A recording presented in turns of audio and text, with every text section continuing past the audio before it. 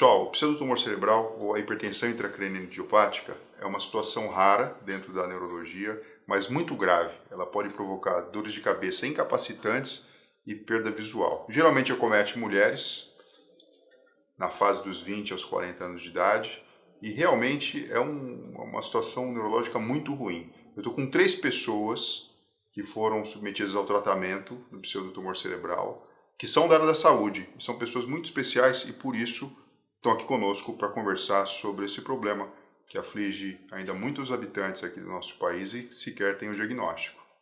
Então eu estou aqui com a Loreta, que é enfermeira. Lá no Mato Grosso do Sul. Do Mato Grosso do Sul. Com a Raquel. Médica. Isso, aqui em São Paulo. Aqui em São Paulo. Né, faz medicina legal. Medicina legal, minha especialidade de perícia. E a Estefânia, que é enfermeira também, né? Mexe com bebezinho, né? Neonatologista. Neonatal, né? Bom, vamos começar a nossa conversa. E eu queria saber um pouquinho de cada uma de vocês. Como é que tudo começou? Vamos lá, Loreta, você. Eu tenho diagnóstico desde 1997, lá no Rio de Janeiro. Foi um quadro que foi progressivo, a dor de cabeça, aumentando, uma neosaldina já não fazia efeito. E aí você vai em diversos médicos, é sinusite, é enxaqueca. E aí você trata por diversos medicamentos, só que foi muito rápido o quadro. E aí eu fiz um papiledema severo, fiquei no CTI, foram 8 dias de internação e saí de lá com o diagnóstico, aos 17 anos de idade. 16 para 17. Quer dizer, isso não é muito incomum, né? A pessoa começa com a dor de cabeça, como diversas situações clínicas podem causar dor de cabeça, todo mundo acaba pensando primeiro, é uma gripe, é uma enxaqueca, uma sinusite. Isso faz demorar um pouquinho. Né? O diferencial foi a dor de cabeça em toda a cabeça, né? O papiledema, a fotofobia. Você percebeu que a sua visão estava diminuindo, é isso? Sim, ficou borrada. E aí o oftalmologista, o neuro, fez o exame de fundo de olho e viu que no fundo do olho, onde o nervo óptico ele chega, que deveria ter um contorno nítido, estava tudo borrado. Parecia uma flor, ele brincava. Nossa, seus 2 olhos parecem uma flor. Então vamos entrar com corticoide imediato para poder dar uma melhorada e a medicação. Tratei por 1 ano, tranquilo, não... A medicação padrão que todo mundo começa é orientação de redução de peso. Sim. Quer dizer, faz diagnóstico, né? Vai fazer exame de imagem, tomografia, ressonância, exame clínico. Faz redução de peso e o Diamox, né? A cetazolamida, né? Que faz diminuir um pouquinho a produção do líquido cefalorraquidiano. Mas para você não funcionou? Funcionou. Fiz 1 ano de tratamento, não voltou mais. A dor de cabeça? A dor de cabeça. E o papiledema reverteu? Reverteu, visão perfeita, graças a Deus. Ótimo. Ótimo. Senti uma dor de cabeça lá da sinusite. 18 anos depois, em dezembro de 2015, comecei de novo com a dor de cabeça. Aí você fala, não, é o óculos. Coloca o óculos. Não, é a plaquinha da tensão. Coloca a plaquinha da tensão. Mas já acorda com dor de cabeça, já vai dormir com dor de cabeça. E a hora que eu deitei, que eu olhei para a luz, já veio aquela dor insuportável, que é a fotofobia. E 2, 3 dias depois, eu já estava enxergando embaçado. Aí muito vai rápido, né? Essa piora, tudo rápido, muito rápido. Muito desconfortável. Não é uma dor de cabeça normal. Não, é Você uma percebe dor... que é uma coisa que... É uma dor de cabeça que muita gente fala que parece que é da meningite, porque dá rigidez de nuca, né? Você tem náusea, você às vezes tem vômito por causa do aumento da pressão. Então, você não tem posição para dormir. Não tem, né? E aí internou, fez a punção, estava elevada realmente, começa esse tratamento novamente. Só que 8 meses, parei. Novembro do ano passado voltou de novo a pressão a subir. E agora com efeitos colaterais da medicação. O Diamox e o topiramato associado, né? Dormência em mão, joelho, pé, mal-estar. Você sabe que o princípio de funcionamento do topiramato é semelhante do Diamox. Só que ele é seletivo só para essa enzima anidrase carbônica que a gente tem no plexo coroide, onde o líquor é produzido. Então ele consegue ser um pouquinho mais seletivo, né? E às vezes controla um pouco o apetite, deixa a pessoa um pouco mais tranquila para dormir, mas também nem sempre funciona. Não. E aí, com a já incapacidade da vida por causa dos efeitos colaterais, né? E da cefaleia constante, a gente foi buscar a opção de colocar a válvula. A campimetria já estava alterada com a visão lateral. Quer dizer, aí já não era mais só o fundo do olho, né? Quando faz aquele exame de campo visual para verificar o que tem de perda de campo, foi visto que já estava reduzindo, né? E aí, antes, o oftalmo mesmo orientou, falou, é correr, porque o grande problema da hipertensão intracraniana é a visão. É você perder a visão. E aí começa-se a busca por um profissional adequado, um profissional capacitado. E aí eu encontrei o Dr. Fernando, temos algumas pessoas em comum, e aí vim para São Paulo para operar. E já acordei da cirurgia outra pessoa. Coloca a válvula, você acorda da anestesia. A Loreta contou a história dela inteira, mas assim você vê, né? É possível o tratamento clínico, né? Sim. Ele funciona, não é que de cara tem que... Sim. E tem pessoas que têm o diagnóstico, só que a dor de cabeça não é tão importante, mas a parte visual. Sim. Até existe um procedimento que a oftalmologia faz, que chama fenestração da bainha do nervo óptico, que por um acesso não por válvula, mas oftalmológico, abre e esse papiledema deixa de existir, a pessoa volta a enxergar normal. Raquel, para você também foi a mesma coisa do ponto de vista clínico ou diferente? A minha evolução foi um pouquinho pior. Eu abri o quadro em junho de 2011, comecinho do mês. Eu acordei vomitando em jato, com uma cefaleia absurda, com uma tontura que parecia que o mundo girava a uns 100 km por hora. E eu pedi pro meu irmão me levar no pronto-socorro. Aí eu faço perícia, né, se fazer exame neurológico. No caminho eu percebi que eu tava com nistagmo espontâneo e falei, bom, é neurológico, né, eu não sei o que é, mas é neurológico. Aí eu cheguei no pronto-socorro, eu não tinha o hábito de ter cefaleia, nem intencional, nem nada. Fiz a tomo, tava normal, fiz angio-ressonância, angiotomo, fiz tudo normal. Aí eu colhi o líquor no dia seguinte de manhã, e aí eu tava com pressão intracraniana de 80. 80? É o maior índice que eu já vi em alguém consciente. Quando a gente fala de pressão intracraniana pela punção lombar, ou pressão do sistema, normal até 20, 24 centímetros de água. Passou disso, já tem critério da manometria para o diagnóstico. 80 é muito alto, né? Tinha dia que eu tava com uma cefaleia intensa, eu ligava pro meu neuro e falava, não tô aguentando. Aí ele vai pro hospital, fazia uma punção, tava em 22, mas aquilo ali pra mim já tava insuportável. 22 eu não sei o que. Eu lembro que a Raquel me contou uma vez uma história que me deixou muito impressionado. Ela falou assim, Fernando, quando a punção acontece, eu chego até a empurrar a coluna para trás, porque assim, o alívio no momento é tão grande que... A gente consegue abrir o olho. E quando eu colhi 30 líquores em 40 dias. O primeiro que eu colhi, eu tava no hospital, o licorista colheu e eu ouvi o líquor saindo, né? Quando eu ouvi o barulho na válvula... As pessoas referem isso, né? Faz barulho a válvula. E aí, quando eu ouvi o líquor, eu falei, quanto tá a pressão? Ele falou, tá 80. Aí eu pensei, pô, será que eu lembro errado, né? Será que não é mais 20? Será que mudou o parâmetro? Mudou as regras, né, da medicina. Eu falei, é normal até 20? Até 20. Eu falei, nossa, então tá bem ruinzinho, né? Aí eu comecei o tratamento com Diamox, eu não respondi ao tratamento clínico, eu fui perdendo campo visual, eu fiz diplopia, eu quase não estava enxergando, e aí eu fiz o campo visual tubular, aí tinha indicação Você plena, perdeu mesmo... eu só enxergava o meinho, e eu enxergava dobrado, né? Então era tudo em 2, eu estava com diplopia já, horizontal, e aí eu fui, eu era do HC, eu dou aula lá no HC também. Aí eu fui no ambulatório, na enfermaria da neurocirurgia, pedi lá para um residente alguma indicação para poder pôr a válvula. Aí ele me deu o seu celular, eu falei, não vou ligar pro celular do Dr. Fernando, né? Vou ligar lá no consultório. Aí falei com a Débora, e aí ela conseguiu adiantar a consulta, que eu falei que eu tava bem ruim. Aí eu vim numa quinta, no sábado a gente tava operando. Mas tem que resolver meio rápido, né? Aí era dia 23/7 que eu operei de 2011. É muito ruim, né? É muito ruim.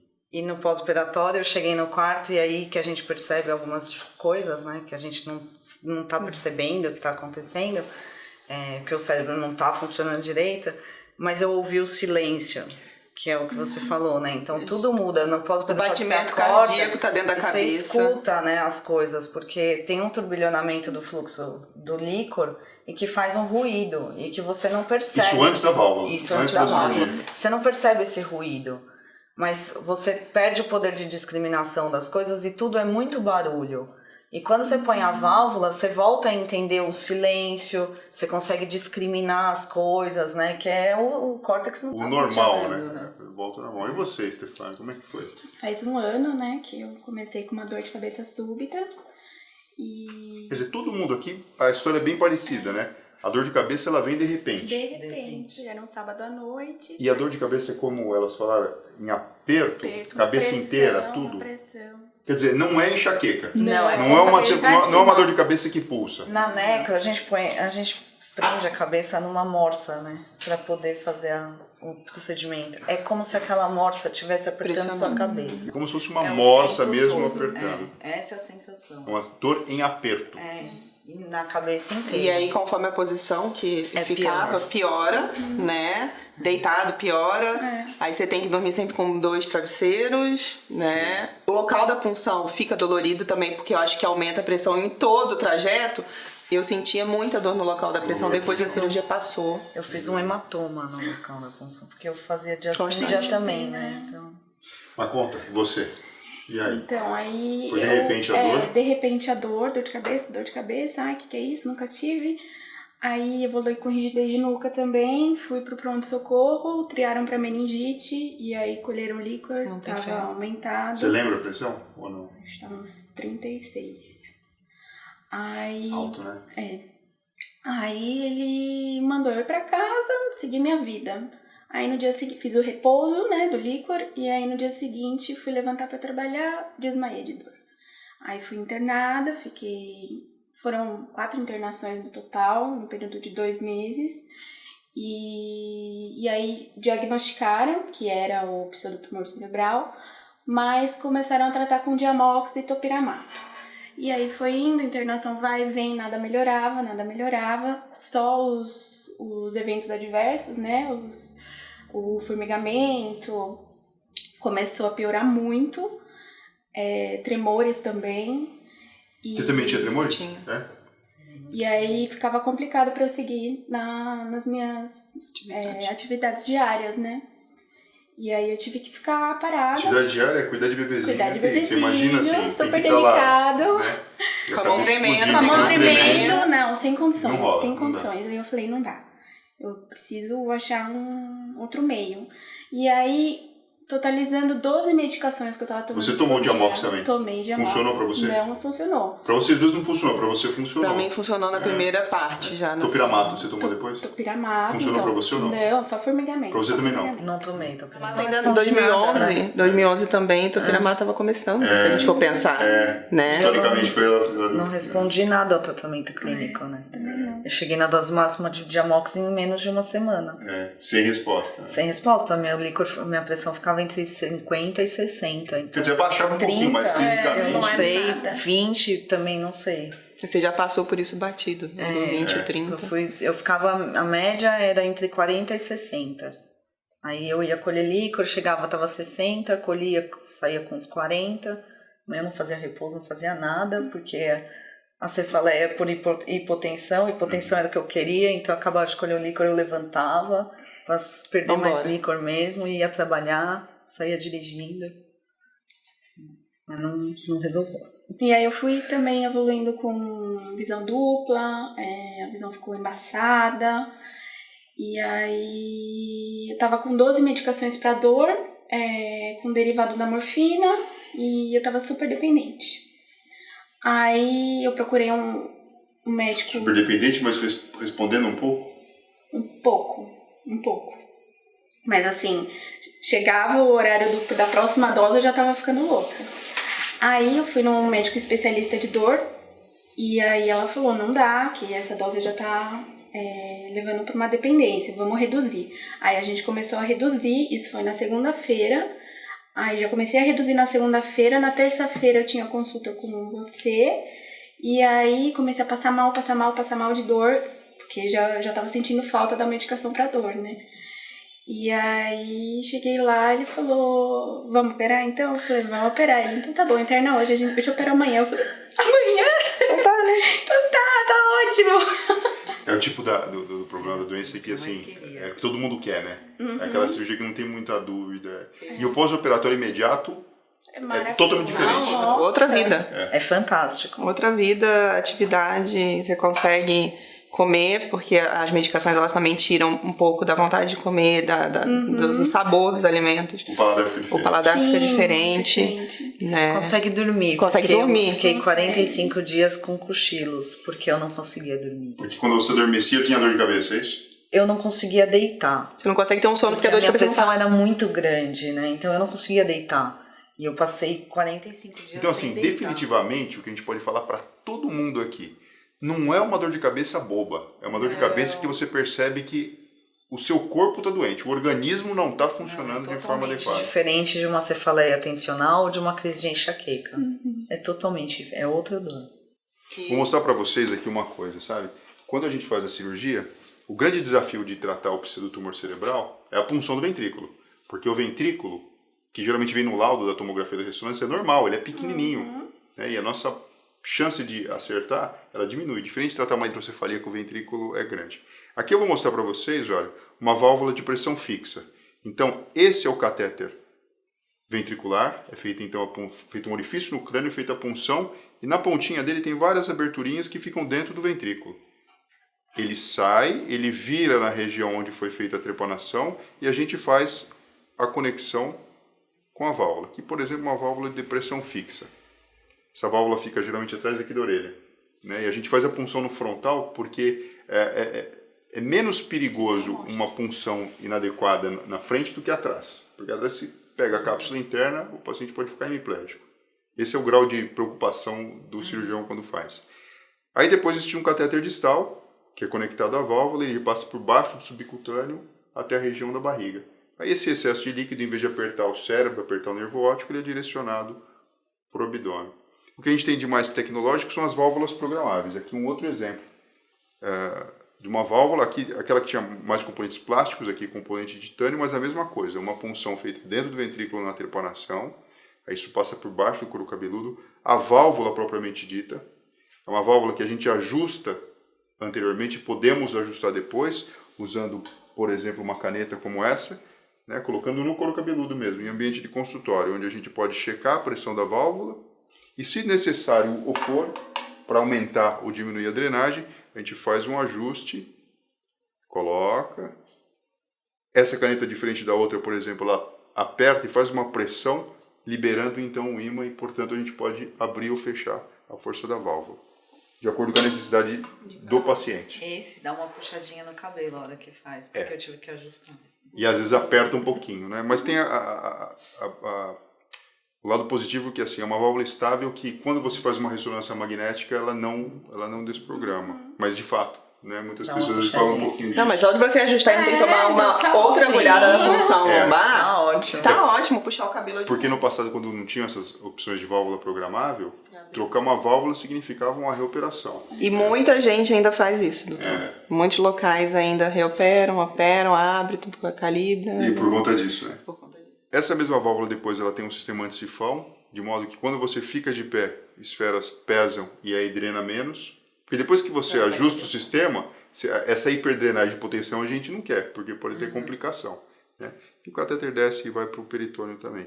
Uma coisa muito importante que a gente gosta de falar para os pacientes que são portadores de qualquer distúrbio hidrodinâmico, ou uma hidrocefalia mesmo, nasceu com ela, ou tem hidrocefalia de pressão normal ou pseudotumor, é sempre andar consigo a carteirinha da válvula. Porque se tem qualquer complicação e precisa ir para qualquer pronto-socorro aqui ou fora do país, o médico de imediato já chega e já entende como essa pessoa está regulada, ou a válvula está regulada, ou como o processo está funcionando. Eu já usei a carteirinha porque eu fui fazer uma ressonância e o laboratório não queria fazer a ressonância porque eu não tinha uma carta falando que eu podia entrar no aparelho. Eu falei, não, mas é até 3 Tesla, não sei o que, nananã. Pode chamar o médico, eu sou médica, eu sei o que eu tô falando, né? E aí eles, não sei por que não queriam chamar o médico, aí eu peguei a carteirinha e falei, bom, se alguém lê inglês, tá aqui. Tá aqui. Aí eles pegaram a carteirinha, olharam e falaram, Traduziram. só porque a senhora tá com a carteirinha, a gente vai liberar. A carteirinha já anda. Então, por exemplo, aqui um exemplo padrão do que ela usou, né? Então, com a identificação dela, aqui dentro é colocado a válvula, né? Com o código, o lugar onde foi feita a cirurgia, o médico com seu contato com possibilidade de ser feito o contato telefônico, o ajuste pressórico. E depois, se precisam existir novos ajustes, a gente anota aqui. Na cirurgia cardíaca, um paciente que coloca um marca-passo tem essa carteirinha, porque é necessário para a vida. Na neurocirurgia isso é importante também. Uma outra coisa que eu encontrei dificuldade, como o meu já vem histórico longo, é você chegar numa emergência falando que você está passando mal, e aí eles querem refazer todos os exames. Aí você fala, não, mas está lá no carro, eu sei que eu tenho, tá aqui um papel. Não, mas o neuro pediu. Mas na imagem não vai mostrar nada. E aí você, por mais que seja da área da saúde, você tenta debater e fala assim, só quero uma punção lombar, que é o que vai resolver. Você acha que qualquer louco vai chegar pedindo uma punção lombar? Não pede. Não pede, eu quero uma derivada morfina, um opioide, eu quero alguma coisa. Se a gente parar pra pensar, até o próprio nome da doença, o jargão dela, é um nome meio pesado, né? Fala pseudotumor cerebral. Esse nome tumor no meio aí chateia um pouco, porque de tumor ou câncer não tem nada a ver. Mas é que se comporta como tal. Pergunta tirou isso, o tumor? Não tinha tumor. Eu já explico como se fosse assim, ó. Se fosse no bebê, seria uma hidrocefalia, ele alteria o aumento da cabeça. No meu caso, não tem como aumentar a cabeça, pressiona o cérebro. Pronto, né? Já fica mais fácil, eu nem falo que é pseudotumor cerebral. É hipertensão intracraniana idiopática, pra não ficar essa... É um bom nome. E acho que isso, eu não passei aqui em São Paulo, né, de ter esse problema, mas também eu era acompanhada pelo Dr. Fernando como neurocirurgião, por um neuroclínico e por um neurooftalmo, né? Mas eu tenho esse viés de ser médica e ter um acesso mais fácil. E o meu neuroclínico era o chefe da neuro no hospital que eu ia. Então todos os neurologistas sabiam quem eu era. Mas eu fazia punção licórica numa clínica mesmo, do licorista. E eu ia direto lá, sem pedido, sem nada, porque ele também me conhecia. Ele foi meu aluno. E a melhor coisa, então, você faz a punção... Fazia.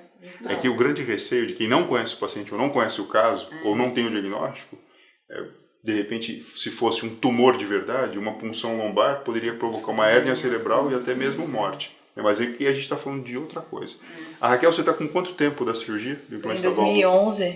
Vai fazer agora, dia 23/7, vai fazer 7 anos. 7 anos. Vida normal. Vida normal, só cuidado de não bater a cabeça, né? Sim. Fora isso, vida normal. Faz tudo que gosta, né? Faço tudo. O que você mais gosta de fazer? Eu sei que você é apaixonada pela medicina, mas o que você mais... Vou em show de rock. Show de rock? Show de rock, metal. Pesado, imagina você com dor de cabeça. Não, imagina a pessoa com dor de cabeça, você que ama esse tipo de estilo musical. 45 dias sem ouvir música, e isso é muito difícil. E eu não conseguia ouvir nada, porque eu não conseguia ouvir barulho. Porque eu tinha fotofobia, mas eu tinha fonofobia também, não conseguia ouvir nada. E aí eu não conseguia ir em show, eu não conseguia ver nada disso, né? O nível do que você gosta, o que é? Tipo Sepultura? Sepultura. Pesado. Então tem que ficar com o cérebro funcionando bem. Vou, domingo tem show do Ozzy, vou. Agora? Final de semana. Eu chamo a minha válvula de D, né, carinhosamente. E eu falo que a D já viu muito show, muito mais show que alguns metaleiros, né, que eu conheço já viram, Você, Stefania, tá com quanto tempo da válvula? 10 meses. 10 meses? 10 meses. Isso. Como é que tá a vida? Tá ótimo. Nem parece que eu passei por isso. Outra vida. E nem lembra que tem válvulas, né? Nem lembro, imagina, não. E o que você mais gosta de fazer? Assistir filme, mas eu sou mais tranquilinha. Bem o oposto. E você? Fala, Loreta. Quanto tempo de válvula? 6 dias. E ela é a nossa bebezinha, Loreta. Tô com uns pontos aqui ainda. Mas é outra vida, né? E aí, eu tenho um menino autista, é voltar pro meu filho, Sim. voltar pra batalha, né? E não vejo a hora de poder estar... Agora, eu não vou perguntar pra você o que você mais gosta de fazer. Eu quero que você fale aqui um pouquinho dessa parada dos lenços aí, que eu achei demais. Esses lenços Ela aqui. desenvolveu um negócio aí. Eu saí por São Paulo arranjando onde tinha lenço, onde tinha faixa pra poder cobrir, né? Porque... E fica uma incisão na frente e uma aqui na região eu já posterior. tenho pouco cabelo, né? E aí você não pode fazer uma escova ainda, porque ainda tá sensível, Sim. tudo, ainda tá com os pontos. E aí o cabelo cacheado. Aí eu falei, não, vamos pros lenços que agora virou moda. Aí tapa também, né? Então vamos, o cabelo não crescer já resolve 90% do problema. Não, só de não ter dor, nada. Só de não ter dor, não. Ai, cabelo cresce. Nem a Nada dor incomoda. mesmo. Eu senti de ontem pra hoje que mudou o tempo. um pouquinho de dor, Precisa. né? Mas também, e quando coloca o óculos. Ah, né? sim. Esse daí é um outro Pega um problema. pouquinho, né? Pega um Demorei, pouquinho, eu vou ter que ajustar a questão do óculos. A voltinha. A né? voltinha Uma daqui dica, desse lado de cá. Tem que ir naquelas pessoas que fazem ajuste para quem tem deformidades faciais. Porque o ajuste é tão fino que precisa ser uma pessoa nessa, ela consegue ajustar qualquer óculos para que fique bom. É o pulo da gata aí, né? que você tá Porque pensando foi no uma- negócio. já tenho mais tempo. Eu coloquei o óculos, Fica falei, não, tá doendo. Não, tira, porque fica pressionando a válvula, né? tiara nunca mais. Não, tiara eu já não usava mesmo agora. Não usava nem faixa, agora que eu tô nessa área. Agora assim, ó, como a gente é da área da saúde, eu já passei a minha mensagem aqui.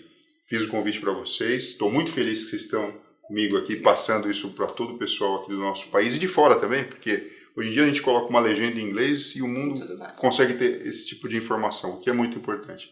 Mas como cada um de vocês é da área da saúde, eu queria que a gente encerrasse esse vídeo, cada uma dando uma mensagem, o que gostaria de falar para as pessoas que passam por esse tipo de dificuldade, por esse tipo de problema, e os caminhos, né? Alguma coisa para ajustar e sofrer um pouco menos, né? Que a gente sabe que é difícil. Começa você, Stefania. Vamos lá. Então, o que eu queria falar é que você que tem uma dor de cabeça, não subestime, vai atrás, procure um bom profissional, porque às vezes a gente acha que é uma coisa simples, uma coisa boba, mas nem sempre é. A dor pode piorar, pode comprometer outras partes do seu corpo, e é isso.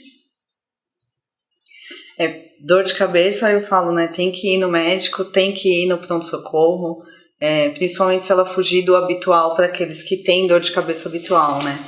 E não assustar, que às vezes demora um pouquinho para fazer o diagnóstico, mas é porque, você fala, eu tenho muitas causas, né? E a gente tem que excluir tecnicamente algumas para poder chegar nesse diagnóstico. Então, às vezes demora um pouquinho e o cuidado de não ficar pulando de lugar em lugar, porque senão você vai num novo pronto-socorro com um novo profissional, ele vai voltar para estaca zero.